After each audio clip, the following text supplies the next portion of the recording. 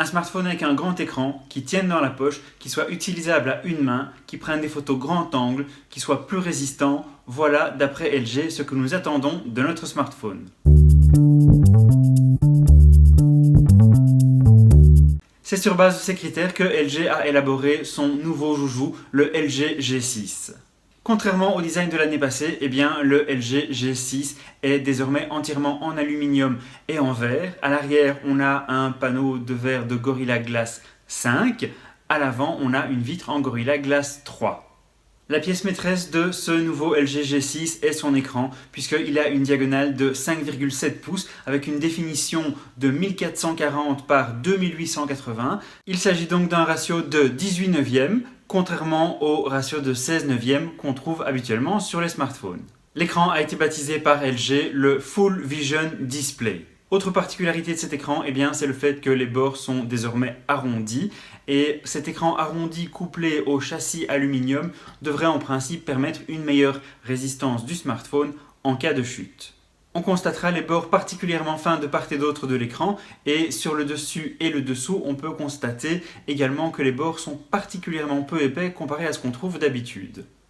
Grâce à tous ces bords plus fins que sur un smartphone traditionnel, LG a pu créer un smartphone d'une taille encore raisonnable. À titre de comparaison, le LG G6 est un tout petit peu plus petit que le Samsung Galaxy S7 Edge, alors qu'il dispose d'un écran 5,7 pouces, là où le S7 Edge disposait d'un écran 5,5 pouces. Dans sa présentation, LG a parlé énormément du côté ergonomique du smartphone et je dois dire que vu la taille de l'écran, je suis un peu sceptique, mais je suis surtout impatient de pouvoir tester l'ergonomie de ce smartphone. Au niveau des caractéristiques techniques, ce LG G6 dispose d'un chipset Snapdragon 821 avec un processeur graphique Adreno 530. Le tout est secondé par 4 Go de RAM et 32 Go de stockage ou 6 Go de RAM et 64 Go de stockage. Le stockage, quant à lui, est extensible grâce au port microSD. Ce port microSD qui pourra accueillir des cartes microSD jusqu'à 2 Tera. Enfin, quand ça existera. Le smartphone est équipé d'une batterie de 3300 mAh et curieusement, LG ne communique pas sur l'autonomie attendue. La batterie n'est pas amovible, ça c'est le point négatif. Le point positif, c'est que le téléphone devient donc désormais résistant à l'eau et à la poussière puisqu'il obtient la certification IP68. L'appareil tourne sous la version la plus récente d'Android, à savoir Android Nougat en version 7.0. Et par-dessus, on a la surcouche maison de chez LG, à savoir LG UX en version 6. L'année passée, le LG G5 avait fait sensation au niveau de son double capteur photo. Cette année-ci, LG revient avec un double capteur photo également, mais avec de fameuses améliorations par rapport à l'année dernière. Le premier capteur est un capteur de 13 millions de pixels avec stabilisation optique à 3 axes. Le second appareil, quant à lui, est également un capteur de 13 millions de pixels, mais avec un grand angle puisque l'angle est de 125 degrés.